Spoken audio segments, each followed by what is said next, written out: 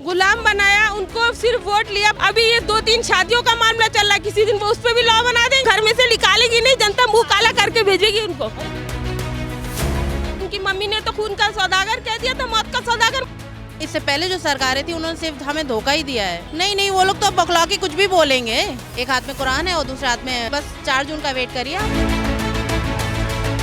देखिए ना, मोदी जी चेहरा कितना खिला हुआ है, कितना सूट बूट से आते हैं, और राहुल गांधी को देखिए ना कितना आम तरीके से रहते हैं।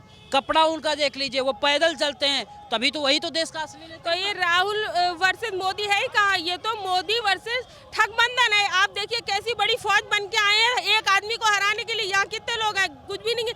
वहाँ कौन कौन आए हैं जो केजरीवाल भ्रष्टाचार करते करते आए, पूरे भ्रष्टाचार में फिलहाल जेल में बैठे। अब वो जाके जिस कांग्रेस के भ्रष्टाचार की बात कर रहे थे उसकी गोद में बैठे। तो सच्चा और सही कौन है? ये तो जो कह रहे थे, जो मैनिफेस्टो था वही पूरा करती है बीजेपी। ये तो गलत बात करते नहीं है। तो ये सही है कि ये सही है कि कहते कुछ है करते कुछ है, किसी और के साथ गठबंधन कर लेते जाके। 3 तलाक हटाना अच्छा था। देखिए 3 तलाक के अंदर कमी हम ही लोगों में रही, कहीं कमियाँ थी, कुछ लेडीजें परेशान थी, बिला वजह ही तलाक दिया जा रहा था, तो हमने उसको दूर नहीं किया, तो मोदी ने कर दिया। अब कोई कर दे तो उसके पीछे पड़ जाओ। अरे तुम खुद अपनी गलतियाँ सूझ कर लो। अभी ये 2-3 शादियों का मामला चल रहा है, किसी दिन वो उस पर भी लॉ बना देंगे, तो फिर ये लोग को तकलीफ हो जाएगी। तुम लोग खुद समझाओ, अगर 2-3 शादी दी, तलाक दी, तो उसके लिए एक कंडीशन है। ऐसे ही नहीं है मनमौजी के लिए कुछ भी करोगे तुम। कह रहे हैं दुकान सजाएं, ये तो नफरत का बाजार फैलाए मोदी। वो पहली वाली यात्रा थी, दूसरी वाली यात्रा का हशर देखा क्या हुआ? उधर यात्रा चल रही, यहाँ से नेता भाग रहे, रोज नेता भाग रहे। उनके तो नेता को तो रोक ले पहले, वो फिर मोहब्बत करेंगे अपने नेता से, तो मोहब्बत करवा ले। कौन तो नेता भाग रहे हैं? नेता सारे छोड़ के भाग रहे हैं, रैली में कहाँ पहुँच पा रहे हैं? 4 तारीख 4 बजे 400 पर, बस यही। और कॉन्फिडेंस कहते हैं। हाँ, ये तो आप आइएगा ना, उस दिन भी आइएगा, उस दिन बताएंगे। अखिलेश यादव कहते हैं जब से हमने गठबंधन किया ना, तब से यूपी में एक लहर आ गई है। एक साथ आ गए, सारे ठगे एक साथ आ गए, कोई लहर नहीं आई है। तो युवा है ना साथ में। युवा क्या साल का? आपकी कितनी एज है? मेरी 35 साल है। 55 के युवा होते हैं। हमारे पापा की उम्र भी 55 है। उससे अच्छा तो फिर भी आकाश है, जवान है। बीएसपी वाले। और क्या, वो जवान तो है कम से कम। ये तो जवान नहीं, बूढ़े हो गए, उम्र निकल गई, लड़की नहीं मिली राहुल गांधी को। कहना इस बार जिता दीजिए, उसके बाद शादी वादी का देख लिया जाएगा। अब क्या शादी करेंगे? अब क्या बचा उनके अंदर शादी करने के लिए? खत्म हो गया मामला राहुल गांधी का। और क्या, 50 साल में कौन लड़की करेगी अंकल से शादी? अरे नहीं, कहते कि गांधी परिवार है, बड़ा खानदान है। अरे उससे क्या होगा, लड़का तो बूढ़ा हो गया। लेकिन वो कहते हैं ना, टक्कर लीजिए ना, इधर 73 साल, इधर 53 साल। तो ज्यादा किसके हुए? ज्यादा वाले को मानोगे कि कम वाले को मानोगे? तुमने क्या किया? आज बुलेट ट्रेन चल गई, तुम सालों से बुलेट ट्रेन नहीं, वो सड़ी हुई ट्रेन चल रही, खड़खड़ खड़खड़ खड़, पैसेंजर में लोग पसीने पसीने होकर लाइन से बैठे हुए, एक के ऊपर एक चढ़े हुए। क्यों नहीं किया आज तक के? क्या हमारे जमाने में ट्रेन नहीं हुआ करती थी?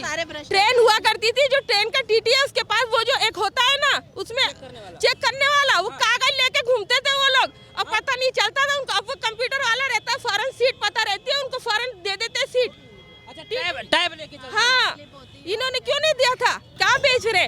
सुविधाएं हो रही, मान लो SBI में जाइए आप, बैठे रहिए, पसीने पसीने होइए। HDFC में फटाफट अकाउंट खुले, काम चालू हो जाएगा। वो प्राइवेटाइजेशन कर रहे, जिससे कि थोड़ा सा पब्लिक के लिए सुविधा हो। डरे आदमी कि नौकरी मेरी चली जाएगी, तो अरे नौकरी तो जाना नहीं है, भगा दो सबको, किसी का अकाउंट खुले नहीं खुले, उस चीज का डर पैदा कर रहे। डर होना चाहिए। तो राहुल गांधी कहते हैं खटाखट खटाखट खटाखट। हम खटाखट, दाढ़ी सफेद हो गई उनकी, बड़बड़ अपनी पुश्तैनी सीट हार के चले गए। अब फिर आए मम्मा की सीट पे, उसे भी हार के चले जाएंगे। कहते हैं कि पिताजी की सीट पे इतने दिन थे, अब मम्मा की सीट पे आ गए। यही काम है, मम्मा को भी खत्म कर देंगे, मतलब सीट उनकी खत्म कर देंगे, निकल जाएंगे यहाँ से, यूपी से समाप्त हो जाएंगे। कह रहे हैं यही सीट है, वही सीट है, तो बची है, तो वही तो बची है मम्मा की सीट। बिल्कुल सफा सफा और बसपा बिल्कुल सफा।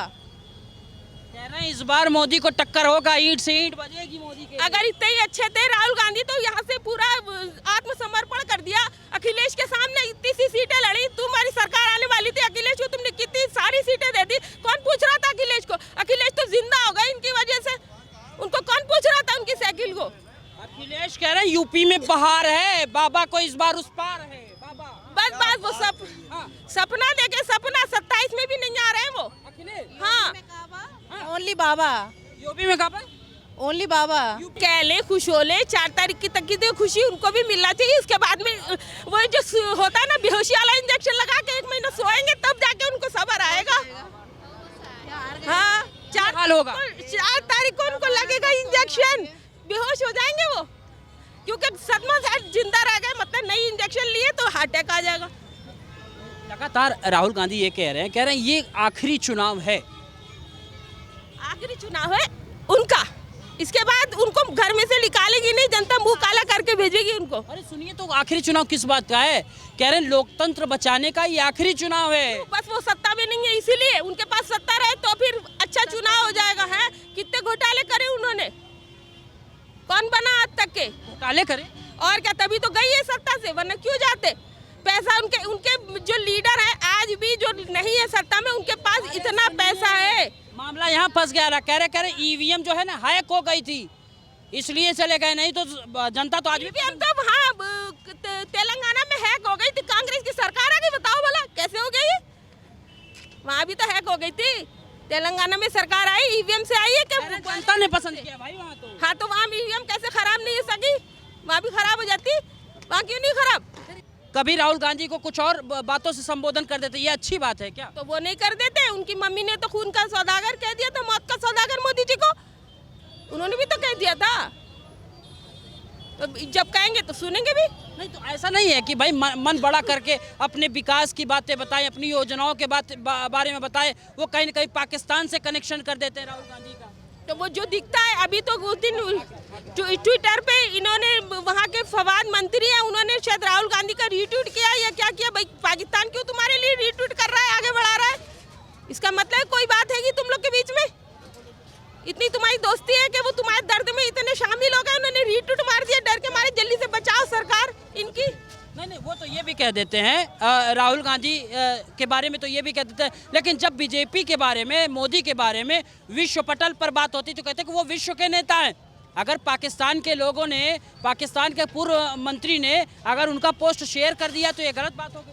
नहीं, ये इतनी दोस्ती है, आप किसका पोस्ट शेयर करोगे? जिसकी आपको पसंद आएगी, जिससे आपकी दोस्ती यारी होगी, जिसकी पोस्ट पसंद होगी, वरना आप लाइक नहीं करोगे, ब्लॉक कर दोगे उसको। माहौल बदल गया है। माहौल बदल गया है। अच्छा हाँ। लेकिन एक बात है, आपको ये समझना पड़ेगा, ये फवाद का जो है पोस्ट शेयर अगर कर दिया फवाद ने राहुल गांधी का, तो ये गलत बात है क्या? ये पहले से सांठगांठ है कांग्रेस की। अच्छा, जवाहरलाल की देन है जो इस देश का बंटवारा हुआ, तो ये पहले से सांठगांठ है, आतंकवादियों से सांठगांठ है कि तुम आओ भैया तो हम आई बम लेकर के। क्या बात, इस तरीके का आरोप। सही तो कह रहे हो। इतने दिनों तक पीओके की चर्चा कभी नहीं हुई, 10 साल सरकार रही। तो पीओके से 370 हटा के उसे देश का हिस्सा बनाने की हिम्मत भी किसमें थी? किया ना मोदी जी ने, किया ना अमित शाह ने। अरे अभी तो अटका पड़ा हुआ है मामला। तो इतना बड़ा डिसीजन लेके उसे घोषणा कर देना ही कोई छोटा काम नहीं था ये। किसकी जिम्मेदारी और कौन इस बार भागीदारी निभा करके देश में शासन करेगा? ये तो साफ दिख रहा है कि बीजेपी ही शासन में आएगी दोबारा, हाँ। और जो राष्ट्रीय हित में काम करेगा उसी के साथ जनता भी जाना पसंद करती है। राष्ट्र हित में कौन काम कर रहा है?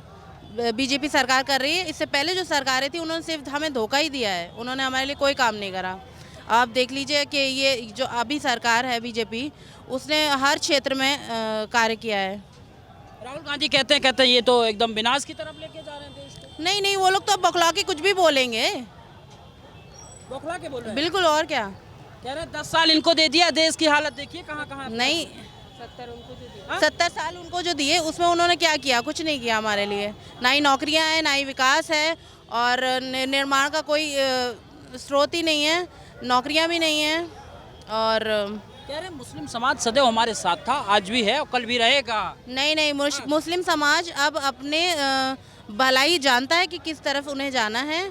भ्रष्टाचार मुक्त भारत बनाने की मोदी जी की पूरी जो योजनाएं हैं वो ज़मीन पर काम कर रहे हैं, तो अब हम उन्हीं के साथ देंगे। मोदी तो सिर्फ बांटने की राजनीति करते हैं। नहीं, ऐसा कुछ नहीं है, बिल्कुल भी कहीं नहीं दिखता है। सबका साथ, सबका विकास, सबका विश्वास कहाँ जुटा पा रहे हैं? कह रहे कि देखिए ना क्या हालत कर दी है देश की। अब कोई नहीं है टक्कर में, क्यों पड़े हो चक्कर में? टक्कर में राहुल गांधी खड़े हैं रायबरेली से आकर। नहीं, बिल्कुल साफ दिख रहा है कि ये मोदी सरकार वापस आएगी। कह रहे जितनी जमात, जितनी भीड़ थी राहुल गांधी की रैलियों में, शायद मोदी की रैली में नहीं है, नहीं, मोदी बदलाव का एक स्रोत दिख रहा है देश में। मोदी की रैली में आप खुद देख सकते हैं कि कितनी भीड़ होती है। क्या ऐसा लग रहा है जो मोदी बार बार कहते रहे कि एक हाथ में कुरान और एक हाथ में लैपटॉप, हुआ 10 साल में? जी हाँ, बिल्कुल हुआ। और पहले ये बात बहुत पहले सर सैयद अहमद खान ऑलरेडी कह चुके हैं। और अब देखिए सब कुछ हो रहा है, एक हाथ में कुरान है और दूसरे हाथ में साइंस है, एजुकेशन। एक सवाल और खड़ा हो जाता है कि भाई अलीगढ़ की वाइस चांसलर आपको कभी भी सुना है आपने कि कोई वुमेन, कोई लेडी बनी है? आज तक कभी नहीं। ये भाजपा की सरकार में हुआ। महिलाओं को कितना सुरक्षित महसूस करवाया, ये मोदी सरकार में ही हुआ है, इससे पहले कभी नहीं हुआ है। और वीसी पहली बार लेडी एक बनी है अलीगढ़ मुस्लिम यूनिवर्सिटी की, इससे पहले कभी हुआ है बताएं? नहीं, ठीक है। उसके आगे अगर हम चलें तो हम ये जानना चाहते हैं, कांग्रेस की एक महिला है, वो भी नेता है, वो ये कहते हैं कि अभी तक हमने लैंड जिहाद सुना था, अभी हमने लफ्ज़ जिहाद सुना था, वो कह रहे हैं वोट जिहाद करना है इस बार। नहीं, ये भड़काऊ भाषण देने से कुछ नहीं होगा। जनता जागरूक हो चुकी है अब। जनता को पता है कि उनका भला कौन कर रहा है और कौन करेगा आगे। ऐसी बयानबाजी क्यों कर रहे ये हैं? तो सब इलेक्शन के टाइम पे बौखलाहट में ये सब बातें बोलेंगे ही ना। लेकिन जनता को अब जागरूक हो चुकी है कि उनको क्या सही है उनके लिए और क्या गलत है। राहुल गांधी तो कहते हैं कि बौखलाहट तो सिर्फ मोदी जी के चेहरे पे दिखती है। नहीं, अब उनकी गलतफहमियों को कौन दूर कर सकता है? अभी बस 4 जून का वेट करिए आप। की बात कर रहा हूँ, करे रोजगार की बात होनी चाहिए, व्यापार की बात होनी चाहिए, ये सब नहीं हो रहा है। मंगलसूत्र पे बात हो रही है, पाकिस्तान पे बात हो रही है। ऐसा लग रहा है ये विपक्ष तोड़ने की राजनीति करता है, ऐसे मुद्दे लाता है जिस पे वो जवाब देते हैं, फिर उस बात को इशू बनाते हैं। अपनी बातें ये लोग नहीं कहते कि ये लोग क्या कर रहे हैं। जिहाद की बात इन्होंने करी, उन्होंने तो करी नहीं। गलत मुद्दे ये लोग उठाते हैं, फिर वो जवाब देते तो उसको इशू बनाते हैं। ये लोग 70 साल इन लोग सत्ता में थे, क्या कर लिए, क्या किया इन्होंने? मुसलमानों का इस्तेमाल किया, उनका वोट लिया, उनको बेवकूफ़ बनाया, उनको नौकर बनाया, गुलाम बनाया। मुसलमानों को? हाँ, गुलाम बनाया, उनको सिर्फ वोट लिया। बताइए उनके लिए कितनी नौकरियां दी, कितने IAS PCS बने। आप रिकॉर्ड लीजिएगा, डेटा लीजिएगा, तो IAS PCS ये जो भी जॉब है इस समय ज़्यादा मिल रही है लोगों को, पहले नहीं मिली थी। और जितनी महिलाओं की सुरक्षा अब है, पहले नहीं थी। पहले तो बहरहाल एक बात तो आपने सही कही, सिविल निकलते थे तो चेन उल्टी जाती थी, हमारे बुंदे लूट लिए जाते थे। अब लेट नाइट में भी हम निकले तो हमें कोई डर नहीं है, हम सब सुरक्षित हैं। अखिलेश यादव कहते हैं हमारे सरकार में जो सुरक्षा, वो तो गुंडा राज था, कभी नहीं सुरक्षित थे, गुंडा राज था। हाँ बिल्कुल गुंडा राज था। हर बंदा डरता था, हर व्यापारी डरता था कि कैसे हम व्यापार करेंगे। और अब देखिए आप बिल्कुल निश्चिंत हैं। ये अभी प्रियंका गांधी बार बार ये मंच से कह रहे कि